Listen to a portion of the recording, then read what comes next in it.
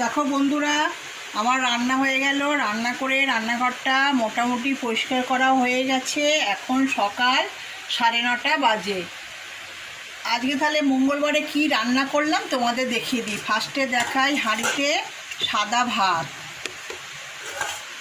আর এদিকে হচ্ছে লাল শাক ভাজা, পোস্ত ছড়িয়ে আর শুকনো লঙ্কা ভাজা, আর সঙ্গে একটু আছে পটল ভাজা।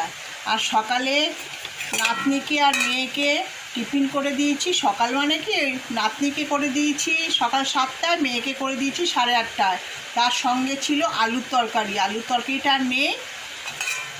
আর এখানে আছে সয়াবিনের ঝোল, সয়াবিন দিয়ে, পটল দিয়ে, আলু দিয়ে, টমেটো দিয়ে, মশলা দিয়ে ঝোল। এই যে ঝোল। তাহলে আজকে আমাদের মঙ্গলবারে দুপুরে খাওয়া দাওয়া।